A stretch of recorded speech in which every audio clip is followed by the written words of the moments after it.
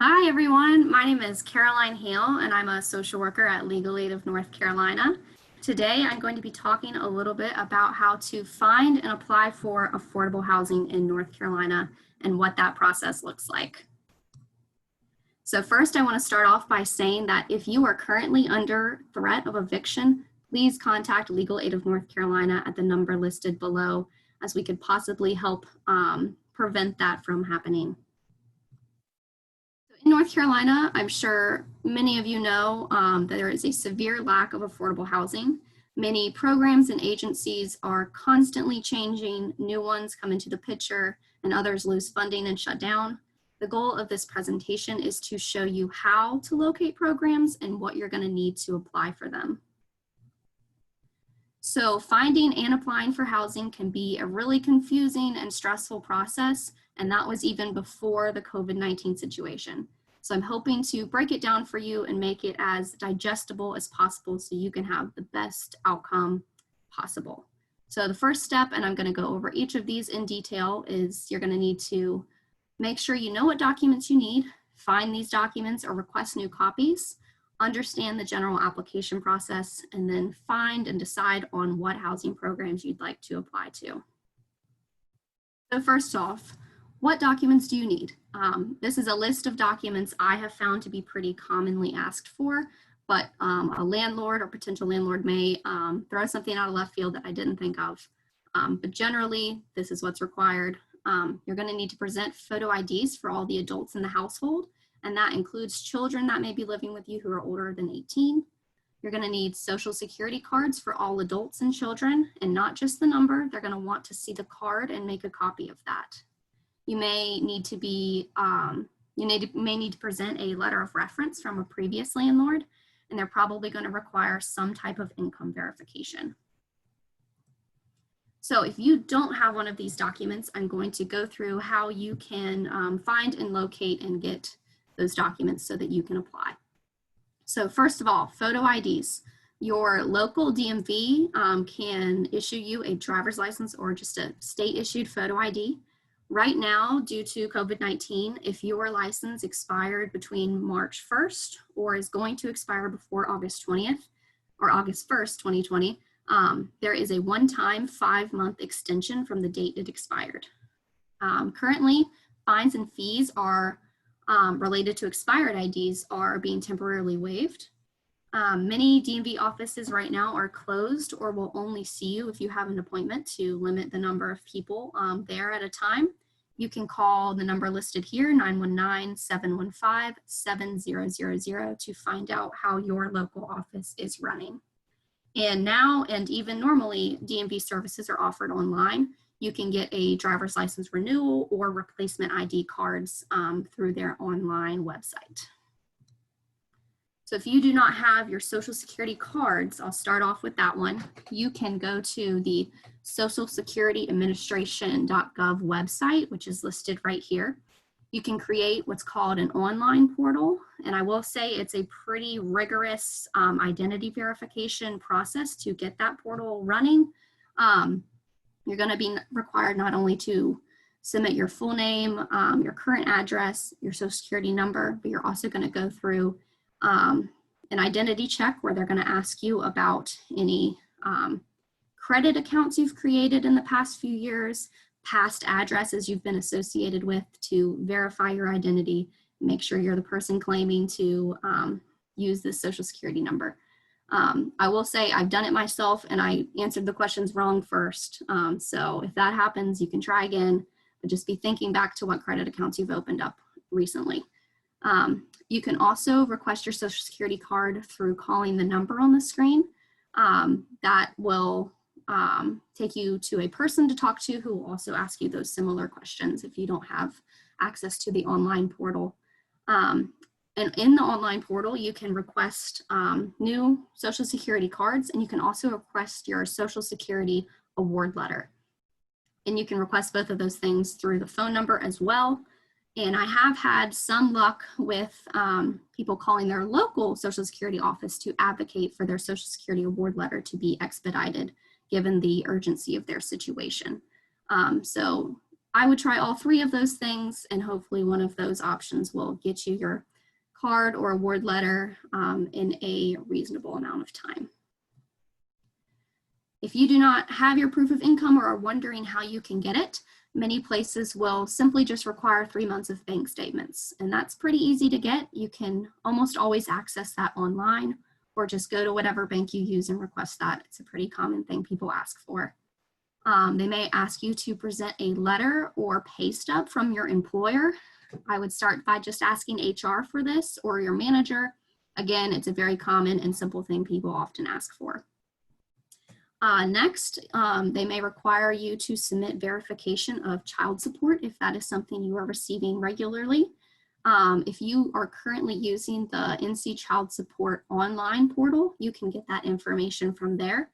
Or if you are not, you can request the court order from the clerk of court's office. So once you have all these documents together, it's time to start thinking about where you would like to live. Do you want to stay in the area you're currently living in? Are you open to moving maybe 20 or 30 minutes away? You need to consider how far you can be from work, your childcare you may need, and your, excuse me, your support system and family and friends that you rely on. You need to think about how much money you can afford to pay in rent each month. The standard and goal across the board is for rent to be no more than 30% of your monthly income, but for a lot of families that's not realistic and pushes closer to 50%. And unfortunately, in the world we live in, you have to think about how you can present yourself as a desirable tenant to the potential landlord. How can you come into their office with all your documents organized and look as desirable as possible? So once you've decided what area you want to go to and you're ready to apply, I always suggest that people start with their local public housing authority if they're currently accepting applications. Many places do close their waiting lists if they get too long, but even if there's a long waiting list, I would encourage you to apply, because even if they might not have something open up in the near future, 3 years from now, your name might come up on the list, and it could be an opportunity for you then. If your public housing authority is not accepting applications, I would move on to LIHTC properties, which is low income housing tax credit properties. You can search their database at the link here through HUD. Those are also properties that are subsidized by the federal government. If you're having trouble finding an affordable housing option in your area, you could contact a HUD-approved housing counseling agency at this link below. They could likely point you in the right direction and help you through the application process. You can also call North Carolina 211. You just simply type in 211 into your phone, and they will connect you with someone who can assist you in not only locating emergency shelters if that's what you need, but they also might be able to point you in the right direction of where to apply. So I also want to point out that you should watch out for scams. Unfortunately, there are quite a few scams that revolve around affordable housing, and we want to make sure you stay away from anything that might get you in that situation. So first of all, no affordable housing program will ever ask you for money in order to be considered. An affordable housing program may check your credit score, but they're not going to ask you for your banking information.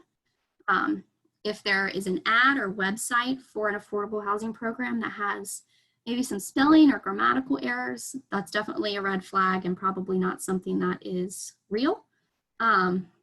You should never sign a lease or any type of agreement without seeing the property first. And lastly, no housing program or agency should ever ask you to sign your benefits check over to them. And going back to the first point that they should not ask you for money to apply to be considered, if you are applying to a non-subsidized apartment or other rental unit, they may require an application fee, but that would probably be no more than $30, $40 in that range. If it's something that seems ridiculous, it probably is possibly a scam. So once you have found a place to apply to, what you should expect from the application process is that there will either be a paper application that you fill out in the office or an online application. Some questions they may ask you on this application is the names of the last 2 to 3 places you've lived and the landlord's contact information, the name of your current employer and their contact information, and possibly references. Some places will require you to complete an interview.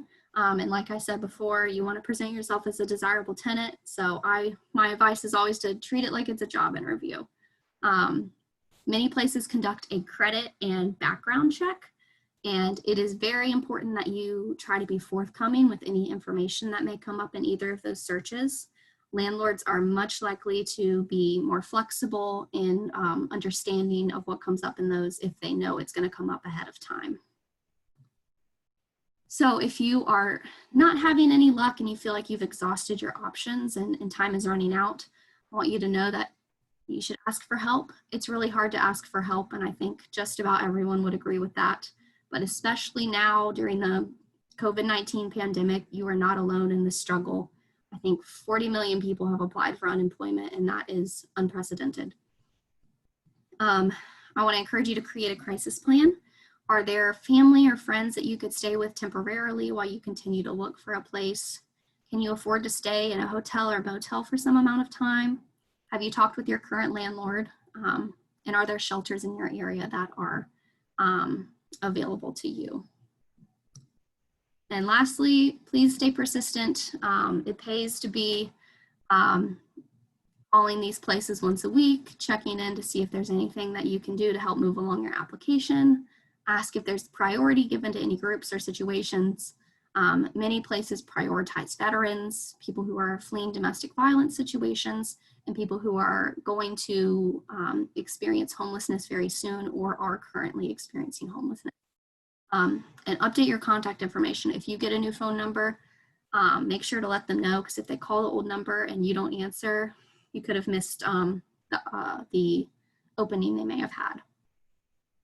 And again, want to end on, if you are currently under threat of eviction, please contact Legal Aid of North Carolina at 1-866-219-5262. Thank you.